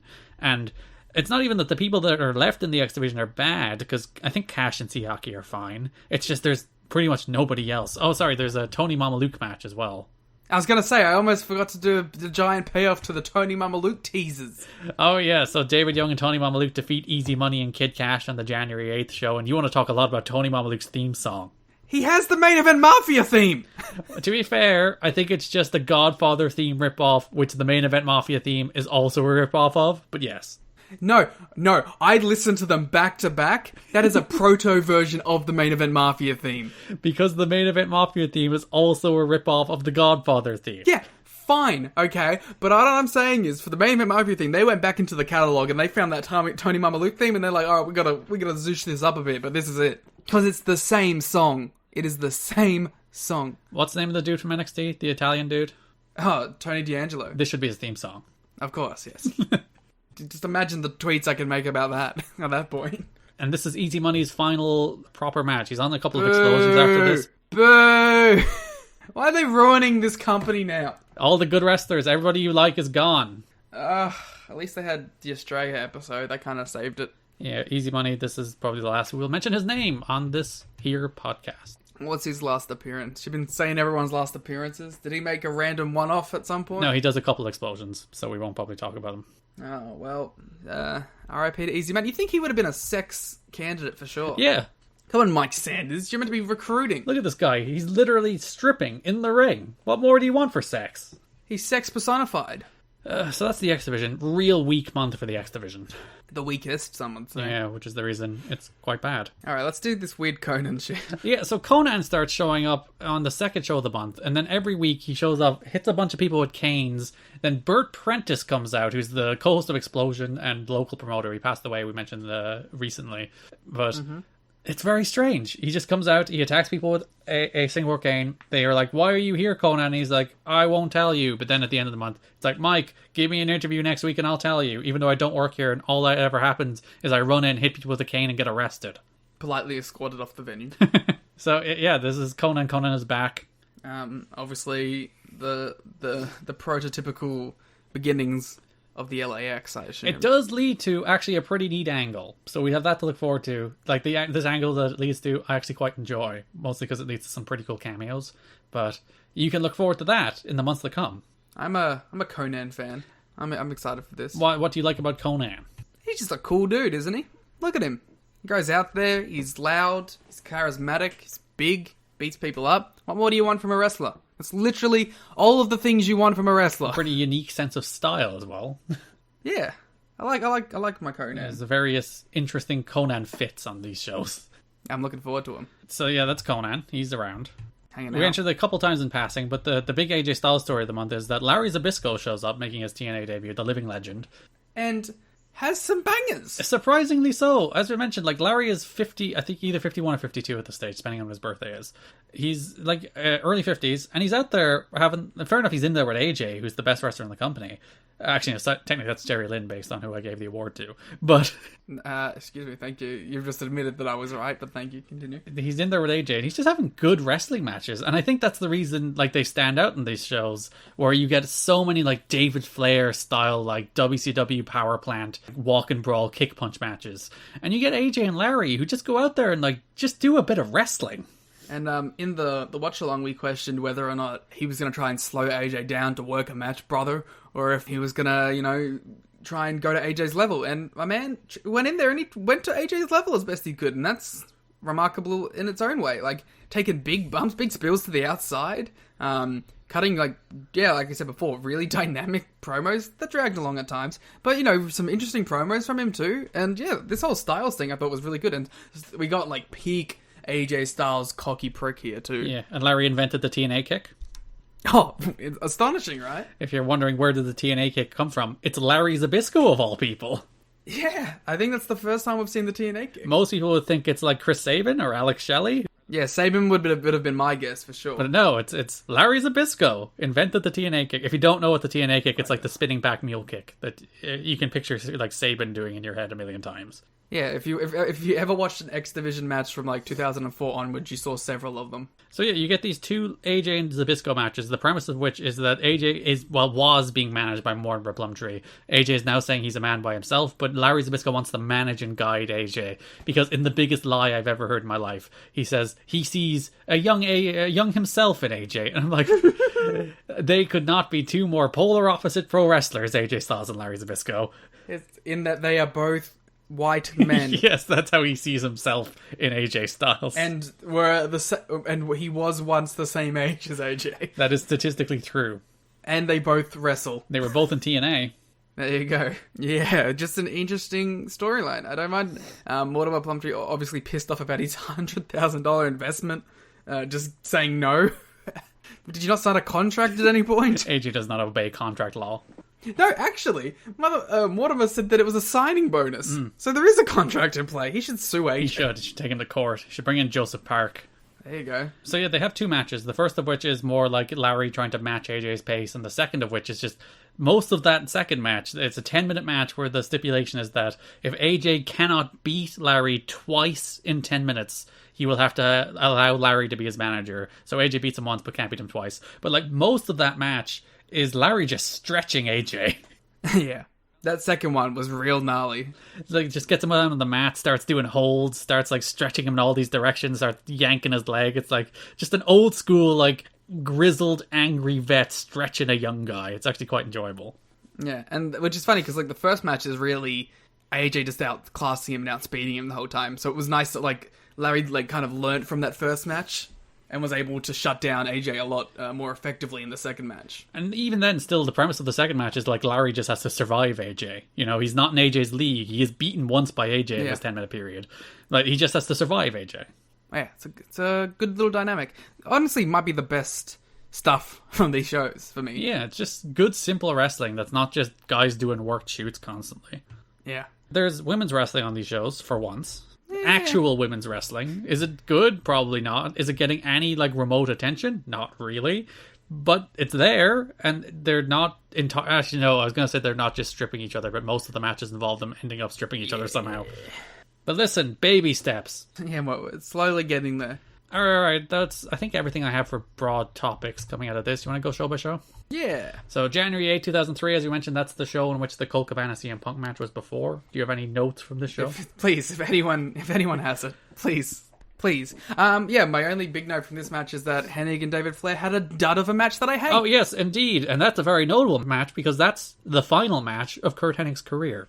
Oh, well, now I feel like shit. It's a real bummer of a match to go out of. Like, it's a 3-minute freaking axe handle on a pole match. Like, who cares? When nothing happens and no one gets over and nothing is... It's just nothing. Nothing is needed about this. Yeah, Hennig would go on to pass away on February 10th of 2003 following acute cocaine intoxication. It was stated that painkillers and steroids also contributed to his death. So, like, we mentioned this before. If you haven't watched Curt Hennig in his prime... Go and watch Curt Hennig in his prime. He's one of the best, right? You'll enjoy the heck out of him. If you've only watched Curt Hennig in NWA TNA, you have not seen even remotely the best of Curt Hennig. Who is that guy? Who is the guy who's only seen Curt Hennig in TNA? I don't know. The person who only watches TNA. Chad, if you're out there and you've only seen Curt Hennig in TNA, go watch some WWF stuff. This show actually did open with a recap video that was over 5 minutes long. Yeah. The show, like, it's all about the happenings of sex in recent weeks, and it's where the sex theme debuted, by the way. You heard it in that recap video first before they came out. And 5 minutes. I zoned out. I was, like, doing Twitter stuff. It's like, oh, I haven't watched this show in a while. Oh, is this video package still going? Yep. 5 minutes of video package. It's still going to this day, fun fact. On pay-per-view, as we mentioned. People paid $9.99 to watch this 5-minute recap package. I guess the logic here is that they missed a week, so there may be new people. Well, how about you hook them with something good? Listen, it's not a good idea. I'm just giving one, okay? I like the fact that Russo explained that he has friends in management to explain why he has entrance music. Yeah, see, that's the thing. There's a lot of things to dislike about Russo and things that he does on this show. But I really think Russo as a character in front of the screen is like the least of the worries. I think he's a good promo. I think he is, when it comes to his own stuff, he's like, he does have a certain sense of wanting to explain things instead of just leaving threads. And that probably comes from the whole writer aspect of it. But there's some things about Russo which are legitimately good.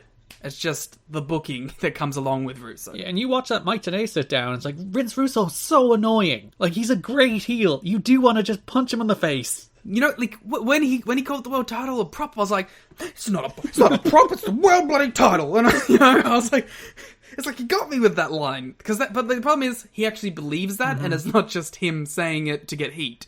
If all of this was just Russo saying this to get heat, it would be perfect.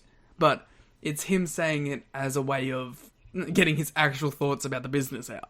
There's a moment on the show where Sonny Siaka and Desire are coming out, and Desire gets a nameplate in which she is titled Miss Sex. Miss Sex. She is Miss Sex, and Don West refers to her as Miss Sex, and then Mike Tenay is like, where'd you get that from? It's like, it was on her nameplate, Mike. Well, I assume they dropped the Miss Sex thing pretty quickly. I did like Vince Russo saying at one stage, people didn't come here to see you, people came here to see sex. Yeah, and to be fair, the crowd cheers. That's true. They are here to see sex. Also, like, Mike Sanders, really bad in these shows. But his debut on this show, he was wearing a very cozy looking white jumper. I don't remember it, but I believe it was very fluffy. It looked very comfortable. It looked very winter appropriate for this January 8th show. Fair enough. Ron Killings in the match with AJ did a 450 that ended up being a 450 knee drop. Yeah, I love 450s that go a little wrong. So if you remember, Kurt Angle famously did the 450 knee drop famously. Or Tyler Bate getting the 450 double stomp. Yeah, so Ron Killings invented it here first. Also, worth mentioning, this is the show where the red logo officially kicks in. Yeah, well, you know how much... I went on a giant rant about how much I love that logo, so I don't need to do it again, I don't think. It is interesting. If you go back and watch the January 8th show, the fonts they use for, like, the nameplates and the titles are the most generic-looking, like, Microsoft Word Arial font you'll ever see in your life. It takes them a little while to work out what their new production aesthetic should look like. They go for more, like, bold text by the end of the month. We also get really cool new... Everyone doing their, like, 3-second poses in front of a weird background things this month. So a lot of good production changes here, I feel. And then some really bad ones where they're doing, like, promos backstage and it looks like someone's doing it on their phone camera. To be fair, my favourite production in choice this month was during the main event of this show, which was Jarrett against Daniel, Skipper and Loki in those matches. BG James was on commentary and his mic kept cutting in and out. And I'm choosing to believe that's because they thought he was so bad they had to cut his mic. I was going to wait until we got to it, but yeah, like, truly, this is what made me realise that this is my least favourite wrestler. I was like, nothing about this is witty, nothing about this is funny, nothing about this is entertaining. I was like, I hate all of this. I hate it so much. That's all the notes I have for pay-per-view number 27. You have anything? Yeah, we got they kicked the dancers out of the locker room. So we have the official sex locker room, which explains why they always come from the crowd. I think that's a good distinction to keep the sex guys away from the rest of the roster. There's apparently a little tunnel that they can get to, like, that side of the building without being seen, so that, like, the crowd aren't seeing them walking past every time. That rules. Yeah, and as mentioned, Goldilocks got a concussion. There was a brawl between Athena and Desire while Goldilocks was doing an interview, and apparently, like, Goldilocks took a bump, and she apparently got a concussion. And people were being really mean to them about how they were practicing and rehearsing to do that bump, and then someone got hurt. So people should be mean about people practicing and rehearsing. Yeah, rough. Alright, NWA TNA pay-per-view number 28, January 15, 2003. My favourite thing from the show was when they showed the title match graphics on screen, there was this sound effect that was like, bwah? Bwah! I found that far too amusing. There's a lot of, like, just funny sounds that happen on this show. Like, whenever the sex music hits... It's just like, wah, wah, wah. You're like, what the fuck is that? Actually, there was another person who nearly died. Chris Devine in the match against AMW went to do like a standard flip dive and very nearly didn't rotate. Yeah, that was pretty rough. A lot of people nearly dying on these shows. Yeah, well, and like people just doing like...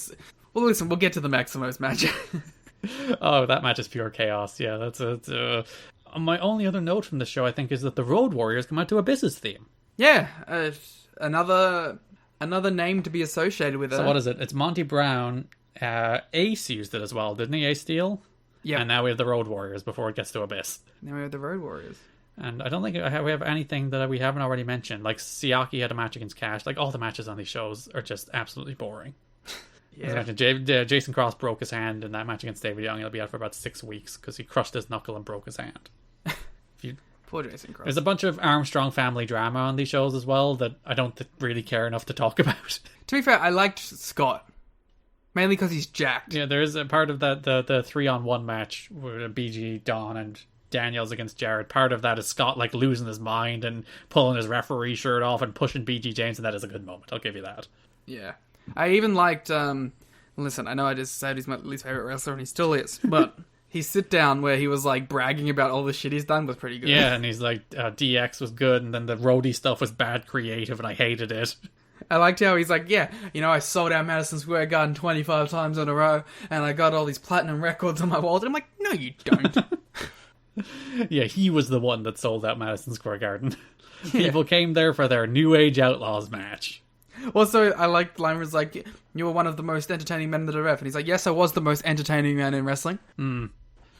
That brings us to NWA TNA pay-per-view number 29, January 22nd, which is the one we did for the watch-along. So if you would like our deep, interesting thoughts on this as they happen, you can go to tnachad.com and subscribe on Patreon in the King of the Mountain tier to listen to our watch-along of this show.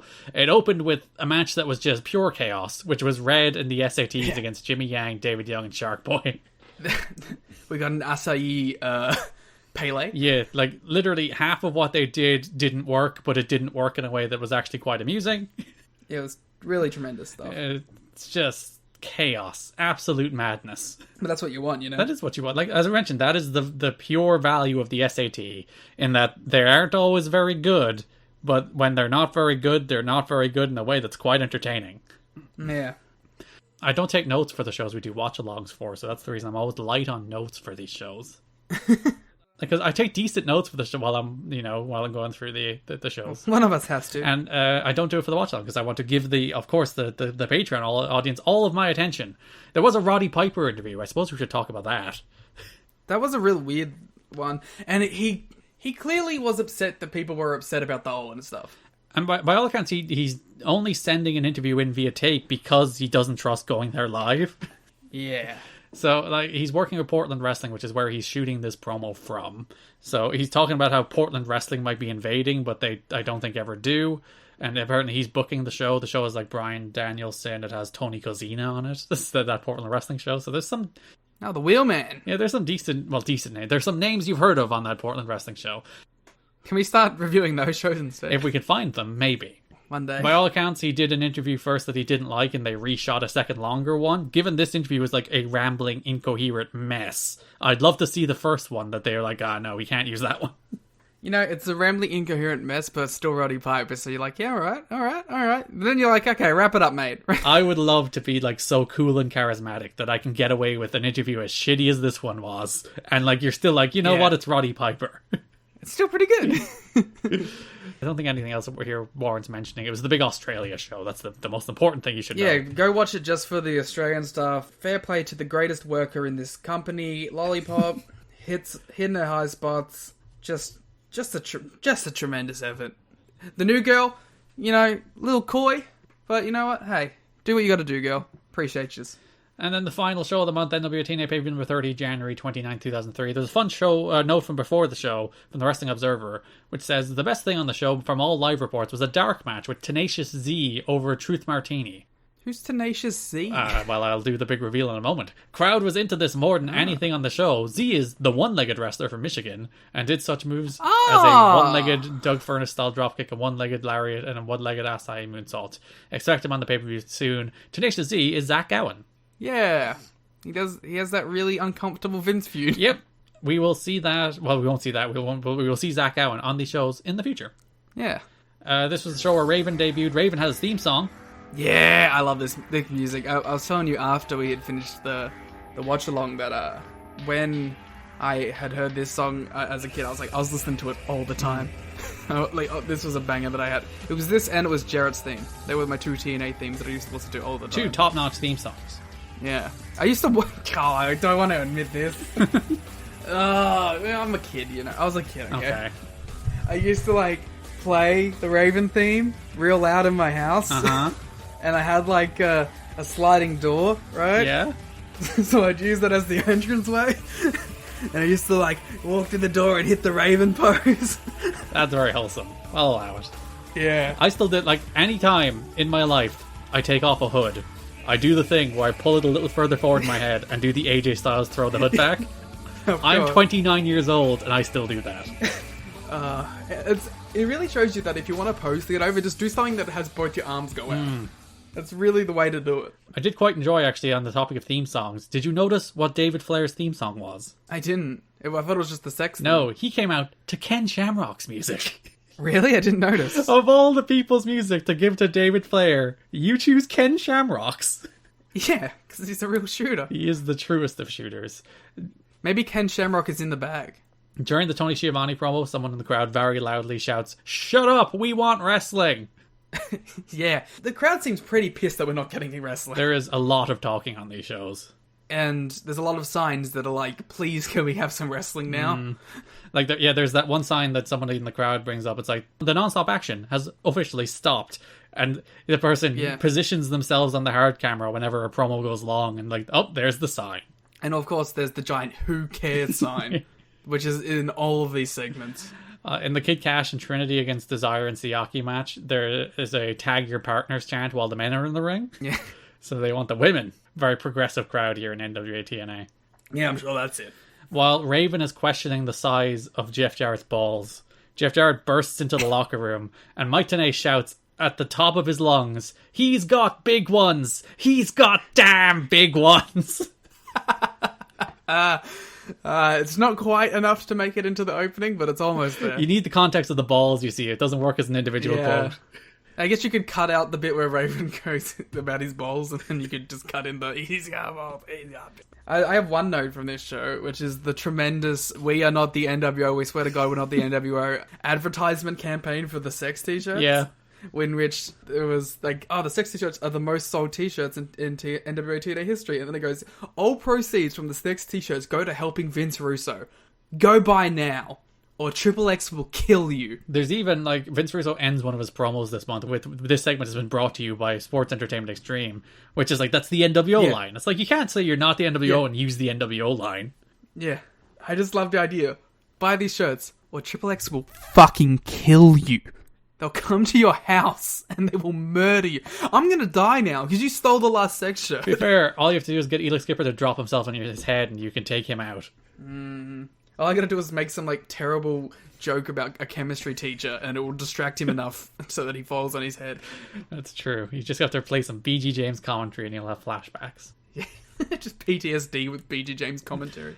Alright, that's 2003 January. We're done. Terrible month, as you said, for in-ring stuff. A lot of stuff happening, though, so I guess that makes it an interesting show to cover and talk about, and even watch, because it's always like, and now Sanders is here, and now Dusty is here, and now Larry is here, and now the Rock and Roll Express is here, and now they're heels, and now they're wrestling, and, like, Tony Schiavone shows up and cuts... It's fun. It is fun to watch, I can't deny it. It has this just pure, chaotic energy that's very watchable. Good times.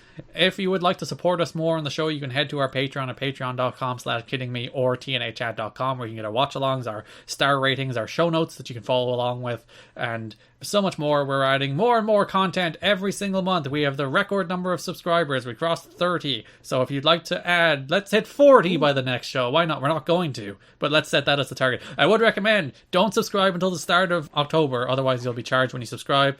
And you'll be charged again at the start of October. So wait until October 1st. Yes. Follow us on Twitter at TNA History Pod. Follow me on Twitter at Garrett Kinney. Follow Liam on Twitter at The Gleet Muda. Rampage started 4 minutes ago as we record this, so let's wrap this baby up.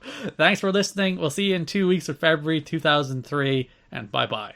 All proceeds from the You've Got to Be Kidding Me podcast go to helping Liam Jones. Go buy now, or Triple X will kill you.